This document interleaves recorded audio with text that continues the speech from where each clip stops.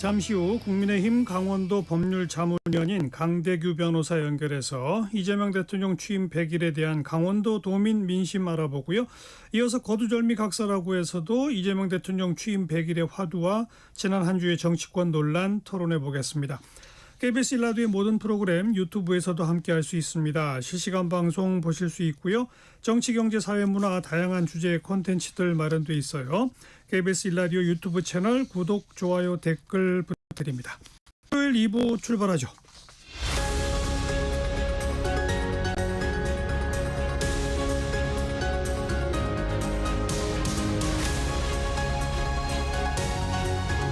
정관용의 시사본부. 이재명 대통령 취임 100일 기획. 진짜 민주주의. 진짜 대한민국.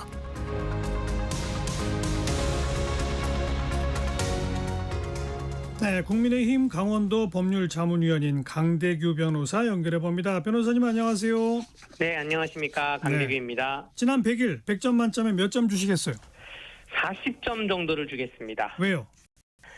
지난 대선 강원도 득표율이 43.95%였거든요. 예. 그 득표를 한 이후보다 조금 더 잘했다고 볼 수는 없고 소폭 점수가 하락했다고 생각돼서 43.95점에서 40점으로 측정을 했습니다. 네, 그렇게 하락하게 된 제일 큰 이유가 뭡니까? 일단 여러 가지 이유가 있겠지만 이재명 정부 출범 이후에 있었던 각종의 좀 실정의 예를 들 수가 있습니다. 미국과의 관세 협상이 아직 마무리되지 않는 부분도 그렇고, 또 광복절 사면 때 또 국민들이 대거 실망한 점, 또 지금 미국에 대해서 우리 한국인이 체포됐다가 지금은 풀려났지만 체포되었던 그러한 과정, 또 강원도를 방문했을 때 타운홀 미팅 방문했을 때 풍경 등등에 비추어 봤을 때 아직 취임 100일이니까 그 공약 이행도 가지고는 평가를 할 수가 없고요. 현재로서는 취임 100일까지는 아직 상승세는 아니다라고 말씀을 드릴 수가 있습니다. 첫 번째로 꼽으신 게 미국과의 관세 협상 마무리 못한 건데, 이거는 미국이 워낙 지금 터무니없게 강경한 태도를 유지하고 있어서 정말 어려운 거 아니에요? 네, 맞습니다. 근데 미국이 터무니없게 관세 협상을 유지할 수 없는 이유를 살펴봐야 될 것인데, 강경화 주미 한국 대사도 지금 아그레망을 3개월째 지금 받지 못하고 있거든요. 이제 정부 얼마 전에 받았습니다. 최근에. 아무래도 받았습니까? 예. 그러한 부분을 하나둘씩 풀어나가면서 관세 협상을 헤쳐나가야 된다고 보여지고요. 최근에 유엔 대사도 이재명 대통령의 측근인 차치훈 변호사를 사법연수원 동기를 유엔 대사로 앉히려는 하는 이러한 점들, 이런 거에 있어서 외교적인 문제를 좀 더 조심스럽게 접근해야 되지 않나 생각이 됩니다. 네. 두 번째로 꼽은 게 조국 전 대표 등의 사면인데, 이거는 절대 해서는 안 됐었다 이렇게 보시는 거예요? 네, 맞습니다. 이 사면이 대통령의 고유의 권한인 건 맞는데, 역대 정부를 살펴를 보면 당선되었던 그 해에 사면권을 바로 발동한 그러한 대통령은 없었습니다. 이재명 대통령이 올해 6월 달에 당선이 되었으면 적어도 양보했으면 성탄절이나 혹은 내년 3.1절이나 내년 신년 특사나 이 정도에 반영됐으면 국민적 여론이 이렇게 형성되지는 않았을 텐데, 대통령이 당선되자마자 지금 100일이 채 되지 않았는데 각종 정치인들, 조국 혁신당의 조국 대표나 광복절에 또 윤미향 정의당 전 의원이나 등등 사면을 한 게 국민들이 보기에는 쉽게 납득할 수 없는 그러한 사정이었던 것 같습니다. 네, 미국 조지아주에서의 체포 사태를 세 번째로 꼽으셨는데, 이건 미국 정부 당국이나 조지아주에서도 강한 비판이 나올 정도로 미국이 잘못한 거 아니에요? 네, 미국은 법대로 집행을 했다고 보여지고요. 그런데 이 비자 쿼터 문제가 이제까지 역대 한미 FTA를 체결했던 이명박 정부 이후에 모든 정부는 미국 가가지고 정상회담을 하면서 비자 쿼터제 얘기를 했습니다. 그리고 그것을 한국 국민들에게 와서 브리핑을 했습니다.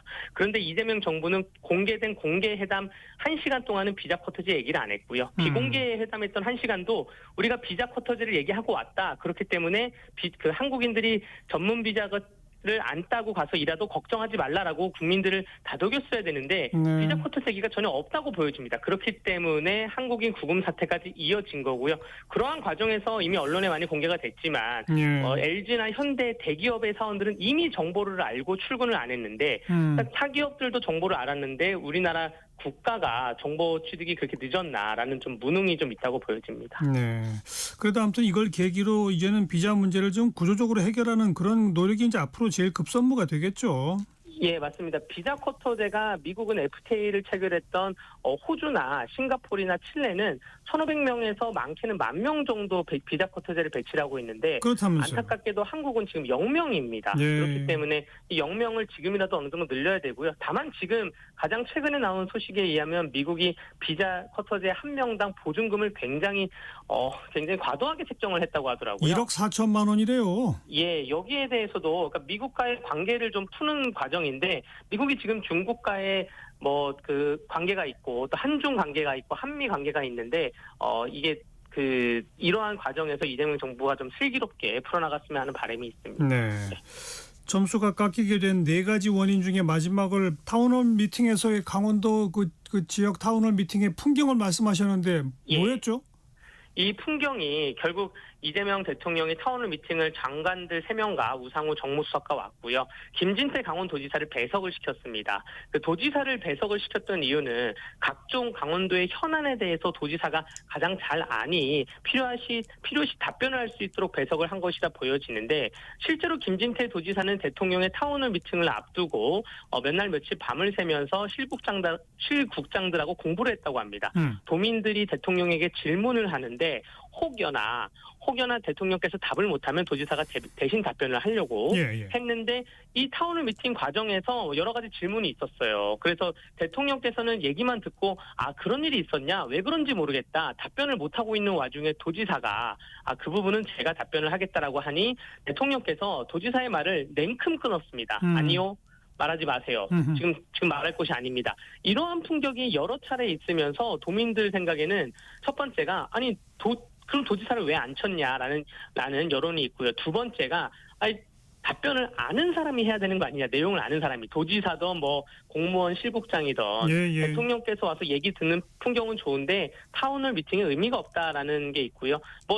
정치적인 문제까지 번져진 거는 그 질문을 한 사람들이 민주노총 시 지부장과 전교조 시 지부장이 질문을 했고 질문한 내용도 상당히 좀 왜곡된 부분이 질문이 돼서 이게 지금 강원도의 여론을 좀 들끓고 있는 아직까지. 알겠습니다. 타운홀 미팅 왔다 간 지 10일 정도가 지났는데 아직까지 들끓고 있는 상황입니다. 네. 지난 대선 때 표 찍어준 점수보다도 더 깎이게 된 원인을 하나하나 지금 들어봤고요. 네. 잘한 건 없어요? 잘한 거는 이재명 대통령의 소통은 그나마 이전 정권에 비해서 취임 100일 사이에 굉장히 가열차게 국민들하고 소통하려고 노력을 하는 것 같습니다. 얼마 전에 청년들과 소통을 한 것도 강원도에 있는 청년들도 많이 올라갔다고 소식을 들었고요. 네. 가장 중요한 게 정청래 대표가 국민의힘하고는 악수하지 않겠다라고 했는데 대통령께서 여야 대표를 다 불러놓고 회동을 하면서 결국 정청래 대표가 장동혁 대표에게 악수를 한 모습, 그런 모습이 국민들과 강원도민들이 가장 좋게 본 모습이라 보여지고요. 그 이후에 또 장동혁 대표하고 영수회담을 단둘이서 비공개 회담을 한 모습, 그 모습도 결국 국민들이 하는 말은 싸우지 말고 서로 소통하고 협치해라라는 말인 것 같습니다. 그리고 각 분야별로 국정 과제가 될 만한 정책 아젠다, 국정 운영의 아젠다들을 하나하나 이렇게 세팅해 나가고 있는 거는 잘하고 있는 거 아니에요? 네, 세팅해 나가고 있는 것에 대해서 변화가 있는 거는 국민들은 반기는 것 같으면서도 너무나 급진적인 변화가 한꺼번에 오는 것에 대해서는 국민들이 걱정과 우려를 하는 것 같습니다. 가령 예를 들어서 검찰개혁이나 사법개혁은 국민들이 어느 정도 일부분 이해는 하나 검찰을 자체를 물론 이거는 이제 더불어민주당 내부의 정청래 당대표의 생각이긴 한데 검찰 자체를 추석 전에 해체를 한다라고 한다면 이게 일선 수사 최일선에서 근무하는 수사기관 근무자들이나 또는 범죄의 피해를 받고 있는 범죄 피해자 국민들은 좀 다소 너무 급하게 가는 게 아닌가라는 우려스러운 상황이 있고요.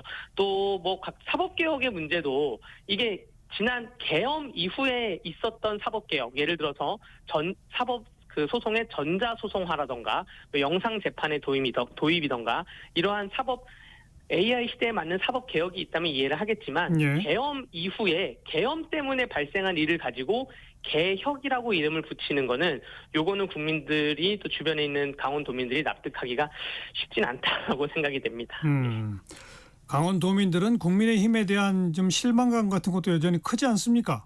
네, 맞습니다. 국민의힘에 대한 실망감이 최근에 권성동 의원이 구속되었고 또 강원도에 있는 이철규 의원도 지금 뭐 이철규 의원에 대한 수사 과정에 이철규 의원이 굉장히 강력하게 반발을 하고 있습니다. 그 제보자 자체가 제보할 수 없는 상황이었다는 등 그건 사실관계를 살펴봐야 되는 부분이고요. 어쨌든 결론적으로 가장 큰 문제가 강릉 가뭄에 대한 문제 때문에 국민의힘에 대한 실망이 좀 있습니다. 예. 왜냐하면 지금 현재 있는 김홍규 강릉시장도 국민의힘 소속이었고요. 그렇죠. 그 전에 있던 김한근 강릉시장도 국민의힘 소속이었고 예. 또 그 전에 있었던 뭐 최명희 강릉 삼선시장 지금 강릉의 지자체 단체장은 다 역대로 국민의힘 계열의 소속이었기 때문에 국회의원만 하더라도 지금 권성동 의원이 5선을 하고 있고요. 예. 그 전에 18대 국회 때 잠시 최욱철 의원이라고 무소속 의원이 있었지만 그 전에도 다 국민의힘 계열이기 때문에 그러한 파동으로 영동 지역에서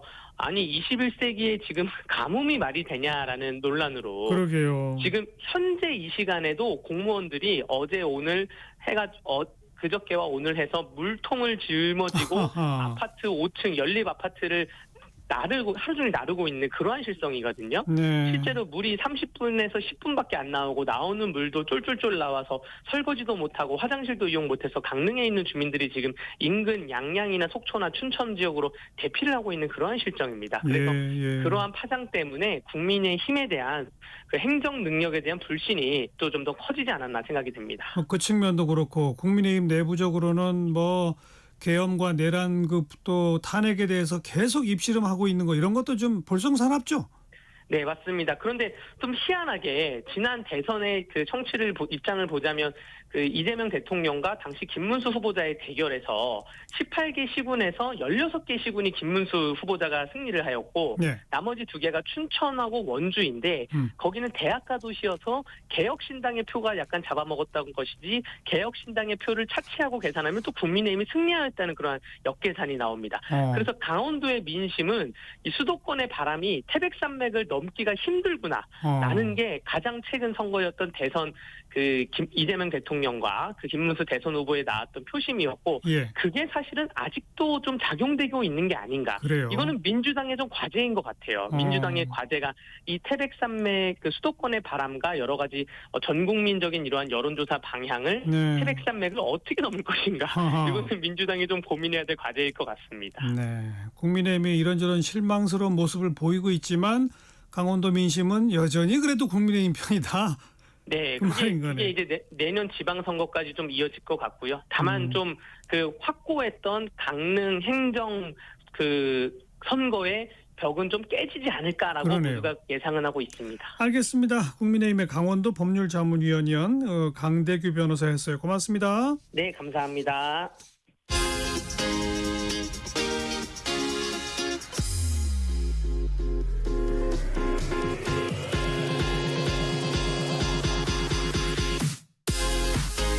대한민국 시사의 중심 토요일 일요일 낮 12시 10분 KBS 1라디오 정관용의 시사본부.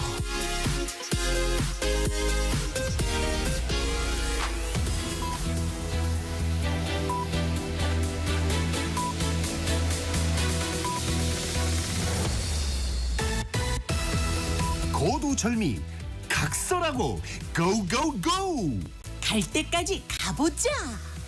정관용의 시사본부.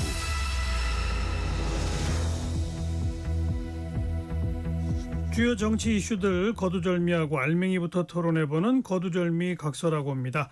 더불어민주당 법률위원회 부위원장 지내신 장윤미 변호사, 국민의힘 대변인 지내신 송영훈 변호사 두 분 오늘도 나오셨습니다. 어서 오세요. 네, 안녕하세요. 네, 안녕하세요. 자, 금주했던 인물부터 장윤미 변호사 누굽니까? 저는 우상우 정무수석 꼽아봤는데요. 일단 대통령실 브리핑에서 약간의 혼선이 있었지 않습니까? 그래서 저도 여러 차례 그 강유정 대변인이 처음에 이야기했던 원칙적으로 공감한다라는 워딩.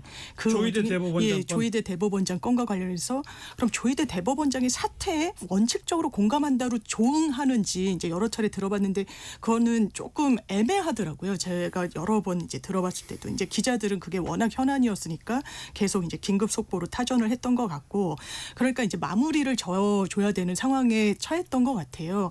혼선이 있었던 부분은 분명했고 그랬을 때 대통령실에서 사실 대법원장의 임기를 논할 수도 없습니다. 이거 임기가 보장돼 있는 자리니까요. 그리고 논하지도 않을 거라는 점을 어쨌든 언론 인터뷰 그리고 기자들 브리핑 여러 좀 다각도 채널로 좀 이 사안을 좀 진화한 것 같아서 이 주에 좀 그 역할과 무게감이 빛을 발한 것 같아서 좀 꼽아봤습니다. 근데 저는 이 정도 되면요. 대통령실 브리핑은 이제 연필로 써야 된다고 생각합니다.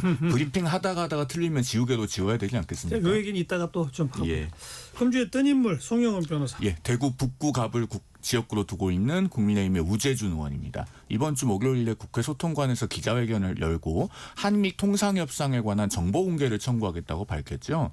이번 주에 공개된 이재명 대통령의 미국 타임지 인터뷰를 보면은 미국의 요구를 수용했으면 탄핵당했을 것이다. 이렇게 언급을 했어요. 그런데 앞서도 잠깐 이야기가 나왔습니다마는 강효정 대통령실 대변인 한미 정상회담을 마치고 합의문이 필요 없을 정도로 논의가 잘 됐다. 이렇게 이야기를 했어요. 우리 국민들은 굉장히 혼란스럽습니다. 이 협상이 도대체 어디까지 어떻게 무슨 내용으로 진행이 되고 있는지 알 권리가 있는데 알고 있는 게 없어요. 외환보 요구 4,162억 달러인 나라에서 3,500불 내놓으라는데 그걸 누가 주는지도 지금 모릅니다. 그래서 우재준 의원이 정보 공개를 청구를 하겠다고 그렇게 얘기를 했고 이 부분에 대해서 이재명 정부에 납득할 만한 답이 있어야 될 거로 생각이 돼요. 그런데 금주의 뜬 인물로 제가 꼽는 이유는 이겁니다.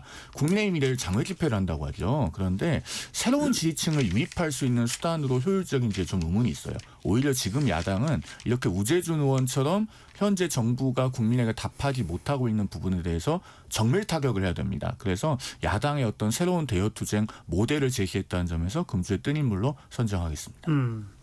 근데 정보 공개 청구가 뭐 인정되거나 안 하거나 하는 시간이 꽤 걸리죠. 근데 어디를 상대로 어떻게 하겠다는 건지 잘 모르겠고요. 글쎄요. 이게 국익에 도움이 되는지 어쨌든 내부 협상 과정에 대해서 왜 마침표를 찍지 않았냐, 왜 문서로 하지 않았냐에 대해서 굉장히 그 협상 내용이 불리해서 그렇게 할 수가 없었다. 만약에 그 안대로 하면 진짜 내 어떤 지위조차 위험할 거다. 아 그래, 그러니까 한번 들여다보자. 맞는지 보겠다. 이게 정치인의 자세가 맞는지 저는 의문이고 이게 국민의힘의 대여 투쟁의 방향이 되면 전 국민들과 더 멀어질 거라는 생각이 듭니다. 국가나 국민에게 중대하게 부담을 지우는 조약은 헌법 60조 1항에 의해서 국회 비준사항입니다. 맞아요. 그러면 한미 간의 통상협정이 체결이 된다면 그건 국회 비준사항이 될 거예요. 그리고 김민석 총리도 이번 주 대정부 질문에서 국회에서 비슷한 답변을 했습니다. 맞습니다. 그런데 그 경과에 대해서 우리 국민들이 제대로 알고 있는 바가 없어요. 그런데 통상조약법에 따라서 지금 우리나라는 현재 이 부분에 대해서 통상조약 체결 계획을 수립한 상태일 겁니다. 그런 부분 등등에 대해서 지금 우재준 의원이 정보 공개를 청구하겠다는 것이고 과거 한미 FTA가 체결될 때 민변 변호사들이 정보 공개 청구를 해서 정부가 거부하니까 결국은 행정소송 승소한 예가 있습니다. 예. 그런 전례를 따른 것이기 때문에 국내에서 이렇게 투명함을 요구하는 것이 결국 이재명 정부의 교섭력에도 도움이 되고 국익에도 도움이 된다. 이런 부분까지 감안을 하면은 결코 터무니없는 것이 아니라고 생각합니다. 그러니까 저는 이게 국익에 도움되는지 안 되는지는 보는 시각에 따라 다르기 때문에 뭐 그건 그렇다 치더라도 이거는 청구하고 거부하면 소송 가고 시간이 많이 걸려서 결국 이 협상 끝난 한참 뒤에나 이 정보 공개가 될 텐데 실익이 있을까? 뭐 이런 생각이 든다는 거죠. 국내의 이런 반응을 정부가 협상력의 재고에 활용하기 나름입니다. 우리나라에서 야당이 이렇게 반대를 하고 국민들도 들고 일어나니 알겠어요. 해달라는 대로 해줄 수 없다. 예. 자, 금주의 진인물 장유미 변호사. 저는 국민의힘의 곽규택 의원 꼽아봤는데요. 뭐 평소에 의정 활동에 대한 평가는 뭐 사람마다 다를 수 있고 정파마다 다를 수 있는데 이거는 진짜 인간에 대한 예의가 아니라는 생각이 들어서 꼽아봤습니다. 이 법사위에서 간사 선임을 두고 한바탕 난리를 겪었을 때 일단 저는 박지원 이제 민주당 의원이 나경원 의원 같은 경우에는 남편 부군께서 이제 춘천지방 법원장이시니까 피감 기관에 한 이제 법원장 자리에 있는 게 이해 충돌 여지가 있지 않냐 이제 이런 얘기를 했어요. 그건 가족을 그냥 감정적으로 건드리는 그런 문제 제기와는 결이 다르다고 생각이 들거든요. 그러니까 이제 곽규택 의원은 그것을 가족을 건드렸다라고 생각하신 모양이에요. 사모님 뭐 하세요? 라고 묻더니 그러니까 돌아가셨. 맞습니다라고 했더니 그러니까요라고 이야기를 하면서 한참 소리를 지르더라고요.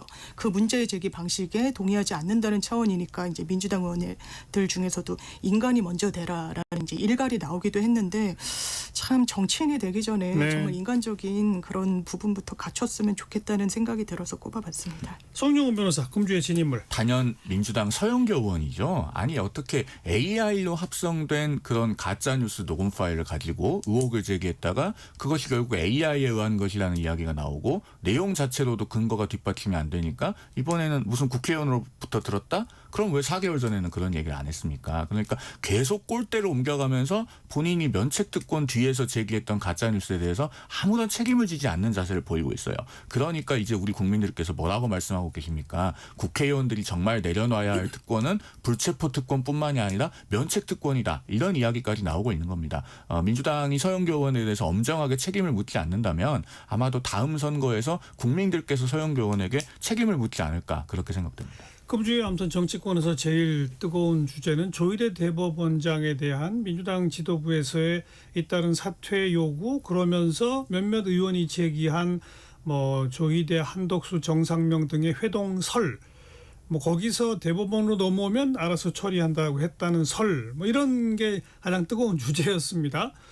장유미 변호사. 이게 논의의 흐름이 처음에 이제 대법원장 사퇴 이야기가 나왔을 때는 뭐 이른바 사인회동이라는 게 거론되지 않았었잖아요. 그때도 저도 이제 대통령실에서도 사실상 마침표를 찍었듯이 문제의식은 있어요. 아니 조희대 대법원장은 어떻게 이 전원합의체에 회부된 지 9일 만에 이재명 대표의 재판을 마침표를 찍었지? 이거 제대로 한 거 맞아? 대선에 개입하려고 했던 의도 아니야? 이런 부분이 이제 5월 달에 문제의식이 굉장히 강하게 제기가 됐었는데 그렇다면 그때 저도 내려와야 된다고 생각해요. 이거는 왜냐하면 사법부 구성원들도 이게 뭐지? 이래가지고 법관회의 같은 게 열리기도 하고 이랬었기 때문에. 근데 지금 벌써 이제 수개월이 가서 그걸 다시금 환기하면서 내려와라 라고 했을 때는 이건 무슨 다른 의도가 있나? 라고 이제 생각될 수 있었던 그 와중에 분기점에 이른바 사인회동이 있었고 윤석열 대통령이 탄핵되고 3일 뒤에 이 4명이 만났는데 그 와중에 이재명 대표의 사건이 대법원에 올라오면 알아서 처리하겠다. 그러니까 이게 타임 스케줄에, 왜냐면 5월 1일 그 대법원 발표가 5월 달에 나오고 바로 다음 날 한덕수 총리가 대선 출마 선언을 했거든요. 그때도 좀 의아했던 부분은 있었으니까. 아니 평생 안전한 선택만을 해왔고 그 관료 생활이 몸에 익은 분이 대선 출마를 해? 그러면 그 경위가 뭐지? 이러면서 폭발력을 가졌던 것 같아요. 그래서 이제 서영교 의원을 꼽아주셨는데 서영교 의원이 일단 한 유튜브 매체를 통해 가지고 문제 제기를 한 방식에 대해서는 그런 신빙성이 좀 낮다라고 귀결이 되고 있는 상황인 것 같아요. 짚어주신 대로. 그러니까 서영교 의원이 어쨌든 국회의원은 본인의 이름을 걸고 직을 걸고 문제 제기를 하는 거 아니겠습니까? 기본적으로. 그러니까 내가 이 유통 경로가, 그러니까 제보를 받은 경로가 여러 가지가 있는데 그 중에는 뭐 야당 의원도 있고 그리고 또 하나는 과거 이 보수 정부의 윤석열 정부의 민정 라인에 있었던 사람으로부터의 제보가 있었기 때문에 내가 이 부분에 대한 문제 제기가 있었다라고 해서 이게 지금까지는 좀 좀 그렇죠. 공방으로 좀 가고 있는 그런 상황인 것 같습니다. 네. 일단 그 국민의힘에서는 고발 조치했죠. 당연히 고발해야죠. 그리고 서영교 의원은 면책특권의 장막 뒤에 숨어서 이렇게 가짜뉴스를 유포한 것에 대해서 분명히 책임을 져야 됩니다. 이 녹음 파일이라고 하는 것이요. 믿지 못할 이유가 무려 10가지나 있어요. 일단은 당사자들이 모두 부인하고 있죠. 그런데 부인하는 것을 넘어서 정상명 전 검찰총장은 조희대 대법원장 아예 모른다고 합니다. 그런데 대법원장, 대통령 권한대행, 전직 검찰총장 이 정도의 사람들이 어디서 모였으면요. 그게 목격이 안 되기도 힘듭니다. 그런데 그 녹음 파일에 등장하는 음성의 당사자는 내용 자체로만 들어봐도 그 자리에 동석했던 사람이 아니잖아요. 그리고 그 김충식이라는 사람이 대법원장, 대통령 권한대행, 전직 검찰총장과 같은 반열에서 식사할 만한 인물이라고 보기도 대단히 어렵습니다. 그리고 이 제보자가 누군지도 아직까지 확인이 안 되고 있어요. 그리고 과거에 청담동 술자리 가짜뉴스 때는 청담동이라고 하는 장소적 범주라도 있었습니다. 지금은 도대체 어디라는 얘기도 안 나와요. 그러니까 이걸 제기한 서영교 의원이나 부승찬 의원이나 다 면책특권 뒤에서 얘기한 것 아닙니까? 자, 그리고 이제 중요한 부분입니다. 날짜가 특정이 안 되죠. 4월 7일, 10일, 15일 이렇게 투망식으로 제시를 하는데 그중에 가장 빠른 날짜가 4월 7일입니다. 그런데 그 녹음 파일의 내용을 들어보면은 조희대 대법원장이 사건이 대법원에 올라오면 내가 알아서 처리하겠다라고 했다는 거예요. 4월 7일에는요. 올라오면이 아니고 이미 사건이 대법원에 올라와 있었어요. 3월 28일에 이재명 당시 민주당 대표의 선거법 사건이 대법원에 올라옵니다. 올라온 지 열흘이나 됐는데 일반인도 아니고 대법원장이 어떻게 그것을 착각해서 올라오면이라고 얘기를 할 수 있습니까? 그러니까 공당이 최소한의 검증만 했어도 이런 가짜뉴스는 이야기할 네. 수가 없는 거예요. 네. 게다가 그 영상 도입부에 보면은 노란색 작은 글씨로 AI로 만든 음성이고 특정인이 녹음한 것이 아니다. 써 있었다는 것 아닙니까? 이쯤 되면은 고의입니다. 깨끗하게 사과하시고 책임을 져야죠. 민주당 입장에서는 조희대 대법원장이 그 전원합의체 회부되고 9일 만에 파기환송한 것이 정말 문제다. 그것도 문제라고 하는 지적이 법원 내에서도 있지 않느냐. 네. 이런 여론의 어떤 지지를 얻을 수 있는 공격. 예. 그다음 또 하나는 도대체 직위원 재판부는 왜 그렇게 시간을 끌고 사법부 내에서 특별재판부를 스스로 만들어야 하는 게 당연한데 이제 와서야 몇 달이 지나서야 판사 한 명 추가하는 걸로 끝내다니 이게 말이 되느냐라는 그런 어떤 그 민심 네. 이런 거를 계속 반영했어야 되는데 쓸데없이 4인 회동서를 들고 오는 바람에 오히려 그런 그 여론의 지지를 스스로 깎아먹은 거 아니에요? 정무적으로는 이게 도움이 된다라고도 저는 개인적으로는 판단하기는 어렵고 다만 이게 아직 완전 마침표는 찍힌 것 같지는 않아요. 이제 서영교 의원이 제보자가 특정되지 않았다고 하는데 김충식 씨랑 굉장히 가까운 사이에 있었던 사람이고 그 해당 유튜브 매체에 따르면 AI로 했던 게 아니라 그거를 가공을 계속 이 제보 내용을 음성 변조를 했다라고 이제 설명을 하고는 있거든요. 그래도 저는 지금 상황에서 이제 믿기 어렵다고 하는데 말씀 주신 대로 큰 틀에서 이제 내란 전담 재판부도 국민들이 이런 거 필요한 거 아니야? 이게 큰 틀에서 들여다볼 필요도 있지. 그리고 이제 직위원 재판부가 이거 느리게 하는 거 아닌가라는 이제 두려움이 있는 거죠. 또 이 해당 재판부가 그냥 재판부가 아니라 구속 취소라는 어떻게 보면 법조인들이 예. 봤을 때 아니 이게 뭐야? 왜냐하면 무정배 이제 전 해법재판관도 이거 지금이라도 보통 한 거 해야 되는데 이게 무슨 이게 처사냐 이런 취지로 이제 얘기를 하고 있으니까 불안감 내지는 불신이 가시지 않은 상황에서 제도적인 방법을 모색할 때 이 부분을 정교하게 해나가야 되고 해나가는 그 과정 중에 그러니까. 이게 좀 돌출적으로 좀 발생한 거예요. 그래서 발생은 했는데 이게 그것 때문에 오히려 그 국민 지지를 잃을 것 같으면 빨리 끊어내야 되지 않아요? 그래서 제가 이제 여러 지도부의 워딩을 좀 봤는데 이제 김병기 원내대표 같은 경우에는 이게 당론이나 뭐 당천에서 제기한 문제는 또 아니다 보니까요. 이게 당사자는 뭐 믿을 만한 소스가 있다라고 하고 하니까 거기에 대해서는 뭐 문제의식을 계속 갖고 하지만 당과는 이 부분이 좀 분리된다라는 취지로 또 이야기를 하고 있는 게 서영교 짚어주신 의원이 맥락인 것 같습니다. 서영교 의원이 해명해야 된다 뭐 이런 말 아니에요? 쉽게 말하면 약간 그런 느낌이죠. 그렇게 끊어내야 되지 않아요? 그래서 이미 좀 그런 발언이 그 맥락에서 나온 게 아닌가 생각이 됩니다. 민주당이 지금 끊어내고 있지 않죠. 어제만 해도 정청래 대표가 뭐라고 이야기했습니까? 자초한 일이라고 표현을 하면서 깨끗하게 물러나십시오 이렇게 얘기했잖아요. 아니 공당의 대표가 더더군다나 집권 여당의 대표가 헌법과 법률이 임기를 보장하는 대법원장에 대해서 사퇴를 촉구합니다. 그런데 우리나라는요. 1993년에 문민정부가 출범한 이래로 김영삼 대통령이 임명한 대법원장부터 단 한 명의 대법원장도 헌법과 법률이 보장한 임기를 채우지 못한 적이 없었습니다. 얼마나 위험천만한 공격입니까? 그리고 조금 전에 장 부위원장께서도 대법원 전원합의체 판결에 대해서 길게 말씀하시면서 내려와야 된다고 하셨는데 결국 그렇게 말씀하시는 것 자체가 정치 권력이 판결의 결과에 불만이 있어서 보복하는 것이다 라는 부분을 여실히 보여주는 겁니다. 뭐 전원합의체 올라간 지 며칠 이렇게 말씀하시는데 그 사건이 대법원에 올라간 지는 5주가 됐었고 당시에 1심이 장기간에 지연되었는데 대선이 목전에 오도록 그 직전 대선에서의 허위사실 공표 여부가 판가름이 나지 않은 상황이었어요. 그러면은 대법원은 가능한 사법자원을 총동원해서 국민들이 알고 판단할 수 있도록 그 부분을 명확하게 정리해 줄 필요가 있었던 겁니다. 그리고 어떻게 충실하게 심리했는지는 당시 박영재 대법관을 비롯한 5명의 대법관의 보충 의견에 보면 상세하게 적혀 있어요. 이런 것을 가지고 집권 여당이 보복하려고 하면 안 되는 겁니다. 그 김병기 원내대표는 네. 그렇게 끊어내는 듯한 발언을 했는데 조금 아까 정청래 대표의 내려와라 그 발언만 지금 요게 소개하셨습니다마는 정청래 대표의 발언 중에 떳떳하면 특검에 가서 네. 그렇게 만난 적이 없다는 걸 입증하면 될 거 아니냐는 식으로 사인 회동서를 여전히 걸고 넘어지는 멘트를 했거든요. 네. 그건 지금 대표랑 원내대표도 좀 서로 엇박자 아니에요? 그러니까 이제 민주당에서도 기류는 그런 것 같아요. 이게 완전히 그러니까 사인 회동이 중요한 게 아니라 거기 사실상 정말 중요한 건 2인 회동이잖아요. 그리고 만났든지 아니면 뭐 유선상 연락을 주고받던지 그거 자체가 완전히 없었다고 얘기하는 거야. 뭐 이런 물음표는 아직 사라지진 않은 것 같아요. 그러니까 저도 처음에 이제 그 대법원장이 원래는 퇴근길에 입장 발표를 하겠다고 그랬었어요. 그러면 이제 기자들이 막 질문을 하잖아요. 그러면 거기에 대해서 명료하게 사실관계가 좀 판가름이 나겠다라고 이제 기대를 했는데 짧은 이제 입장문으로 대체를 했더라고요. 그랬죠. 그래서 그걸 이제 여러 차례 뜯어봤는데 이거 만났다는 거야, 안 만났다는 거야. 그러니까 제가 만약에 조희대 대법원장 입장이라면 나는 한덕수를 만난 적도 없다, 논의한 적도 없다 이렇게 냈을 텐데 보면 한덕수는 논의한 적이 없고 뭐 정상명, 김충식은 만나고 논의한 적이 없다 뭐 이런 식으로 문헌은 돼 있어요.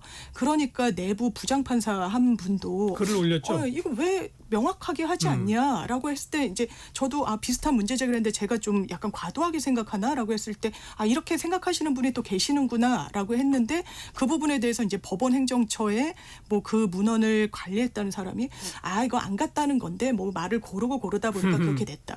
그러면 이제 사인 회동설이 없었다고 하더라도 이제 교감조차 없었던 거야. 이 부분에 대해서는 완전히 해소되지 않았다는 이 의문이 있는 것 같아요. 그러다 보니까 이제 정청래 대표가 아무래도 이제 지지층의 입장을 더 이제 강하게 대변해서 이런 이제 워딩이 나온 게 아닌가 생각됩니다. 당을 대변하셔야 되는 입장을 제가 많이 선회합니다만 대법원장이 논의한 적이 명백히 없다고까지 밝혔는데 지금 하시는 말씀들에 대해서 책임지실 수 있는지 저는 좀 의문을 제기하고 싶습니다. 지금 이런 공격 자체가 대법원장 개인에 대한 것뿐만이 아니라 대법원 전체에 대한 거예요. 왜냐하면 이재명 당시 민주당 대표에 대한 선거법 판결은요. 대법원장 혼자 한 게 아닙니다. 대법원 전원합의체가 있어요. 어느 한 사람이 가령 적극적으로 절차를 주도했다고 하더라도 그것이 대단히 무리한 것이었다면 나머지 대법관들이 평의에도 안 오고 의견도 안 내고 판결서에 도장도 안 찍었을 겁니다. 그런데 12명의 대법관들이 전부 참여해서 전원합의체 판결이 나왔잖아요. 민주당은 그것조차도 지금까지 불복합니까? 뭐 이게 아니 그 얘기를 네. 공격이라고 하시면 안 되고 문제 제기가 일각에서 나오는 거는 현실이에요. 상황이고 다 맞다 이렇게 아니 말씀하시는 그러니까 한덕수 전 총리하고 무슨 논의가 있었으면요. 구체적인 근거를 갖고 말씀을 하셔야죠. 지금 민주당이 제기하는 것들은 어떤 팩트에 의해서도 뒷받침이 안 되는데 계속 그랬을 수도 있다 하시면요. 이게 공당의 자세가 아니라고 생각을 하는 겁니다. 아니 서영교 의원이 제기를 했는데 민정 라인으로부터 제보를 받았다고 하니까 그걸 공개할지 말지 하겠다고 했는데 어떻게 이렇게 일방적인 공격이다.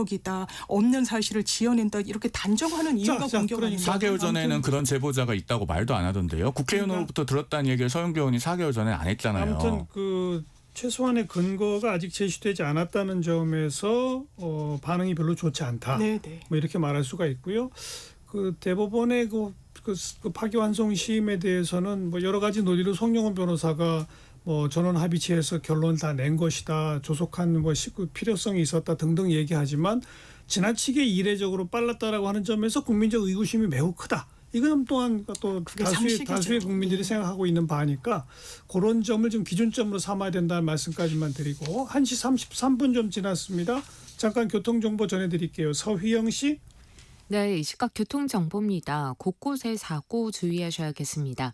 중부 내륙고속도로 창원 방향 여주에서 감곡까지 밀려 지나고요. 문경세제 1차로에 있는 추돌사고 나서 일대 혼잡합니다. 경부고속도로 부산 방향 오산 부근 5차로에 사고 나서 처리 중인데요. 일대 정체로 이어집니다. 이후 충청권의 이동량이 많습니다. 망양휴게소에서 남이분기점 사이 총 25km 정체고요. 이후 남청주에서 신탄진 지나기 어렵습니다. 경인고속도로 서울 쪽으로는 신월 나들목에 사고 처리하면서 일대 정체 뵙고 있습니다. 이어서 서울 시내 상황입니다. 동부간선로 성수분기점 방향 중랑교 지나 3차로에 사고 있습니다. 미리 차로 변경 필요하겠고요. 강변북로 일산 쪽으로 청담대교부터 가양대교 지나는데 50분 이상 걸립니다. 그 사이 영동대교에 사고 나서 혼잡을 더하고 있습니다. 반대 구리 방향은 한남대교 4차로에 고장난 차가 서 있는데요. 서강대교부터 여파 받습니다. 공항 방향 올림픽대로는 영동대교 4차로에 발생한 사고로 인해 청담대교부터 속도 내려갑니다. KBS 교통정보센터였습니다.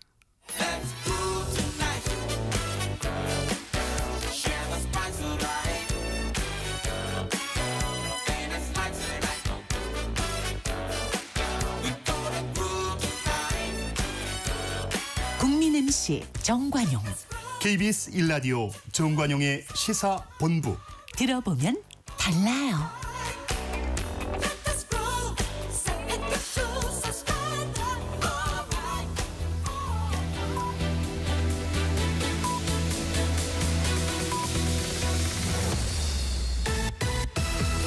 고두절미 각설하고 고고고.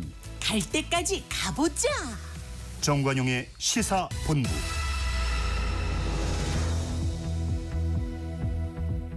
매주 토요일 2부 거두절미 각설하고 더불어민주당 법률위원회 부위원장 지내신 장유매 변호사, 국민의힘 대변인 지내신 송영훈 변호사 두 분과 함께하고 있습니다. 금주의 핫한 한마디 장유매 변호사. 저는 장동혁 대표가 이제 소년보 목사가 구속되고 이러면서 왜 종교 탄압을 하냐고 계속 이제 끊임없이 문제 제기를 하시더라고요. 그러면서 이제 교계 인사들을 만났을 때 그 교계 어르신들이 했던 말이 되게 마음에 와닿아서 한번 꼽아봤는데요. 비상계엄의 강을 건너라 국민의힘은. 그리고 계몽용으로는 설명이 안 된다. 라고 이야기를 하신 건데 그 자리에서도 왜 종교 탄압이 이 정부 들어서 있느냐 막 그런 얘기를 하고 교계에서 여당에 대해서 문제 제기를 해주셔야 된다 이런 이야기를 계속 했더라고요. 장동혁 대표가. 제가 이 말씀을 하신 분이 이제 김종생 KCCK 이제 총무분이시라고 하는데 또 다른 이제 그 김종혁 한교총 대표 회장께서 하신 말씀도 좀 마음에 와닿는데 국민의힘과 지난 정부가 무속과 사이비 종교와 결탁했었다. 그리고 우리나라 역사에서는 군사 독재의 아픔을 기억하는 국민들이 많은데 그런 국민 앞에 군대를 동원해서 통치하겠다는 발상을 받아들이기 어려운 면이 있다. 지난 정부의 과거를 잘 극복해서 건강한 야당으로 힘있게 나아가 달라. 이게 국민들의 당부와 크게 결이 다르지 않은 것 같아서 꼽아봤습니다. 송영훈 변호사 금주의 한마디. 예, 한동훈 전 국민의힘 대표가 이번 주에 페이스북에 올린 글 중에 이런 문장이 있습니다. 청담동 술자리 전과자 민주당은 이번엔 뭘 걸 겁니까? 그러니까 앞서 저희가 얘기 나눴던 조희대 대법원장에 대한 민주당의 부당한 공세가 청담동 술자리 가짜뉴스 때와 대단히 닮아 있어요. 친여 성향의 특정 유튜브에서 정체불명의 녹음 파일을 일단 띄웁니다. 그다음에 민주당은 그걸 가지고 와서 의혹이라고 공세를 펼칩니다.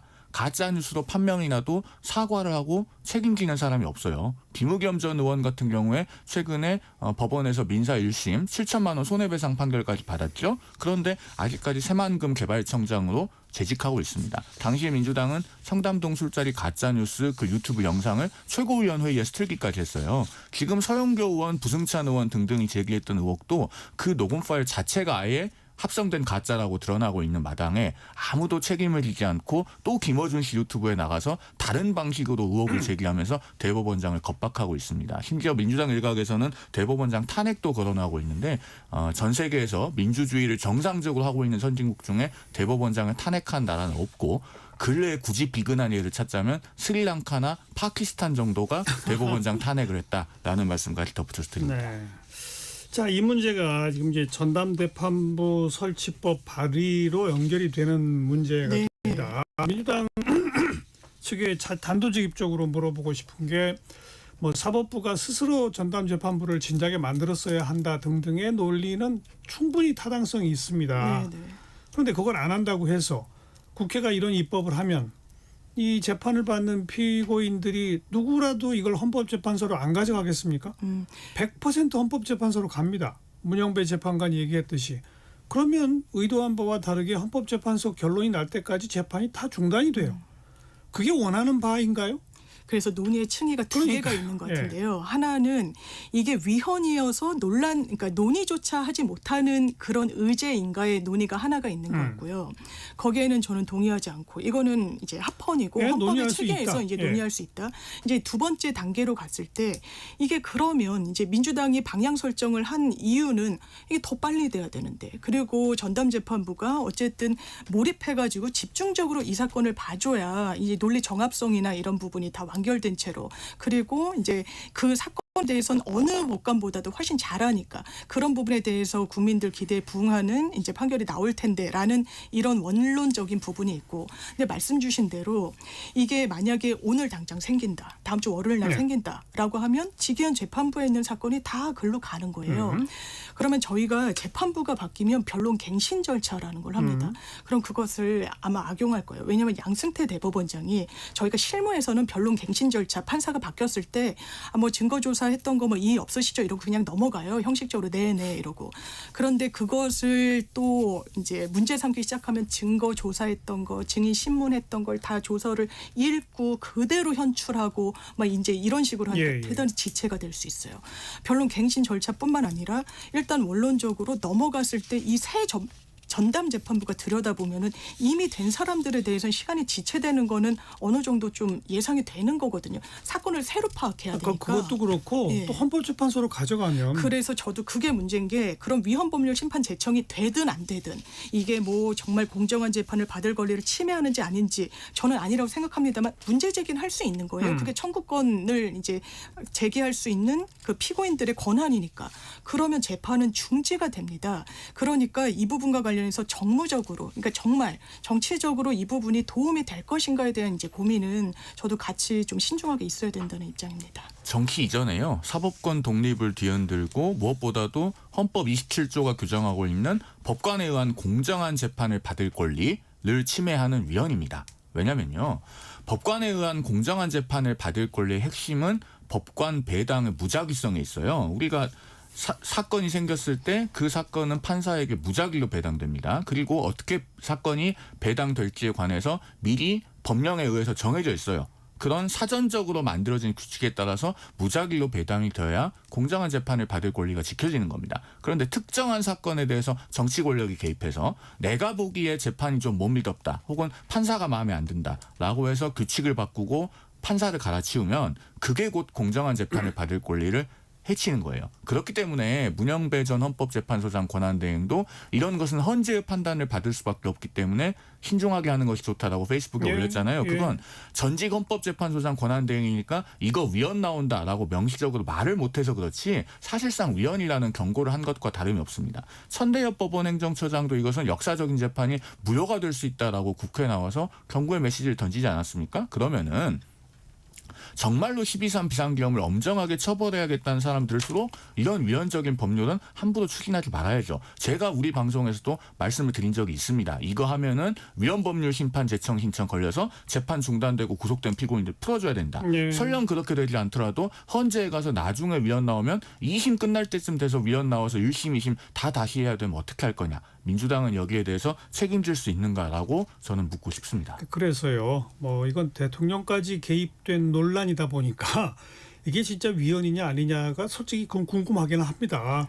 뭐 양쪽 주장이 다 팽팽히 맞서고 있으니까. 하지만 현실적으로 지금 대한민국 전체의 입장에서 볼 때 이 내란 사태 극복하고 미래로 향하는 시점을 가급적 당기는 게 필요한 상황인데 맞습니다. 예. 때문에 이 법률안도 재판을 빨리 끝내라 633으로 해라 이런 내용까지 포함시켰는데 그러나 이 법률을 만들고 싶은 그 마음과는 정반대로 정작 만들어 놓으면은 덧체 걸릴 위험이 너무나 크기 때문에 있습니다. 예. 민주당으로서도 참 어떤 그 고민을 하게 될지 그게 이제 앞으로 궁금증이다. 맞습니다. 이제 참 그런 얘기를 하는 거고요. 이거 팩트 체크 하나만 더 해드리면요. 민주당에서 자꾸 이제 직위원 재판부가 침대 축구를 한다고 이야기를 합니다. 그런데 이번 주 9월 17일자 한국일보 사면에 보면은 이 직위원 재판부가 실제로 재판을 어떻게 진행하고 있는지 자세하게 팩트 체크를 해놓은 게 있어요. 결론부터 말씀드리면은 일부러 느리게 하고 있는 것이 아니고 사건이 많고 덩어리가 크다입니다.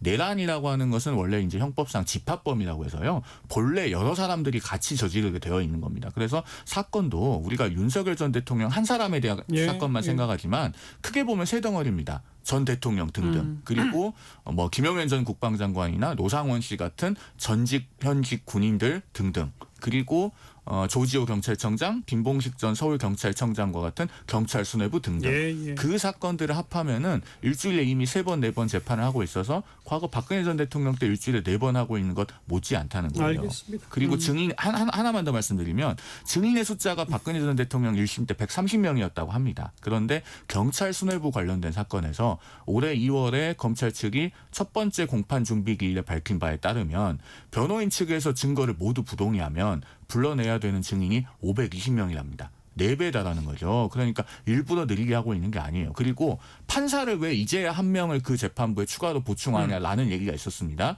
다른 데서 빼올 판사가 없어요. 우리나라 판사들이 한 명당 400건씩 사건 들고 있기 때문에 다른 데서 가져올 수 있는 판사가 없고 이번에 그 재판부에 한 명 추가된 판사가 휴직했다가 복귀하는 판사인 걸로 저는 그렇게 알고 있습니다. 아무튼 뭐 조희대 대법원에 대한 국민적 평가 또 대법원이 진작에 스스로 특별재판부를 했어야 하느냐 안 하느냐라는 논란 그러면 뭐 안 되니까 결과적으로는 국회에서 입법 발의까지 됐는데 정작 그게 통과되면 또 어떤 일이 벌어질까에 대한 논란 이것까지 다 고려를 해야 되니까 참 지난 한 주가 요 문제로 복잡했던 한 주였다 이렇게 생각이 되고요. 또 하나 지난주에 뜨거웠던 주제는 김건희 특검 측에서 결국 이제 통일교 집단 입당을 확인하기 위해서 국민의힘 당원 명부 압수수색을 재차 시도를 했고 결국 명단을 가져가긴 가져갔는데 거기서 뭐 12만 명 얘기가 나오니까 국민의힘 측에서는 전 국민의 10%가 당원이니까 통일교인 10%가 당원인 거 당연하지 않냐 뭐 이런 얘기까지 나왔는데 이 논란은 어떻게 보세요? 이게 저희가 좀 할 말이 많은데요. 일단 신문이나 방송에서 헤드라인으로 국민의힘 당원 중에 통일교인 11만 명 확인 이렇게 나오면 그 숫자만 들으면 대단히 많아 보입니다. 그리고 살아있는 사람을 어머니로 모시는 종교와 깊이 결탁된 것인가 이런 의구심이 들게 만든 헤드라인이기도 해요. 그런데 우리나라는 현실이 어떠냐면 유권자 4명 중에 1명 이상이 정당의 당원입니다. 인구 5,100만 명인 나라에서 모든 정당을 합하면은 1,120만 명이 당원이에요. 이게 중앙선관위에서 매년 정당의 활동 개화 및 회계 보고라고 하는 공식 자료에 나와 있는 통계입니다. 국민의힘은 2023년 말 기준으로 당원이 444만 9천 명이고요. 민주당은 512만 9천 명이에요. 그러면 인구 5,100만이 나라에서 한쪽 정당의 444만은 비정상이고 다른 한쪽 당의 512만은 아무 문제가 없을 것이라고 생각하는 것 자체가 상식에 맞지 않습니다. 그리고 이 444만이라는 숫자는 전부 다 정당의 의사결정에 관여할 수 있는 책임당원, 민주당 버전으로 하면 권리당원이죠. 그게 아닙니다. 뭐 당비 안 내면 안 되니까요. 그렇죠. 2023년 전당대회 때도 그래서 83만여 명 정도가 투표권을 가진 책임당원이었는데 전체 당원의 한 18% 정도 돼요. 그러니까 5명 중 4명은 정치적으로 유효한 당원이 아닌 겁니다. 그런데 그 445만 명과 전부 다 통일교인 120만 명 명부를 대조해봤더니 뭐 10만 명인가 11만 명인가가 나왔다는 거예요. 그러면은 그게 정치적으로 유효한 책임당원도 아닐 뿐더러 우리나라가 광범위하게 여당이든 야당이든 다 동원정당으로서의 구조를 갖고 있는 그 냉정한 현실을 생각해 보면 지금 이것으로부터 자유로울 수 있는 당이 사실은 별로 없습니다. 이렇게 항변하시면 안 된다고 생각하고요. 지금 특검이 왜 영장 받아가지고 영장을 받았습니까? 저 송원석 원내대표 말도 언뜻 들으면 아 그래 뭐 국민의 10%가 통일교니까 국민의힘 당원 중에 10%가 통일교인가? 통일교가 90%여도 상관없어요. 자발적으로 당원 가입을 했으면요. 그런데 그렇지 않다라는 내부 폭로 같은 게 그리고 특검 진술이 확보된 부분이 있습니다. 그러니까 법원이 영장을 내준 거예요. 그래서 서버를 봤더니 겹치는 통일교 명단과 당원 뭐 동명이인이 있을 수 있습니다만 겹치는 게 11만 뭐 12만 이렇게 이야기가 나오는 거예요. 이제 아마 추리는 작업에 들어갈 겁니다. 그리고 그 당시에 권성동 의원이 언론 인터뷰에서 이거는 물론 전당대회에 대한 이제 당원 이제 매집에 대한 부분입니다만 우리가 당원이 되게 많이 가입을 하고 있는데 대부분이 윤석열 대통령을 이제 지지하는 사람들로 보여서 자신감이 있다. 뭐 이런 캠프 이제 관계자로서의 인터뷰 같은 걸 해요. 그럼 뭔가를 인지하고 있었나? 통일교가 이렇게 깊숙이 관여했다라는. 김건희 씨는 통일교의 2인자와 통화를 해서 그 녹취를 특검이 확보했습니다. 내용은 통일교에서 이렇게 얘기를 해요. 저희가 정치권에 도움을 드린 적은 있지만 이렇게 산하 기관, 학교, 기업, 뭐 언론 총동원해서 도와드린 건 정말 처음입니다. 라고 하니까 감사합니다 선생님. 앞으로도 조금만 더 도와주세요. 라고 이야기를 해요.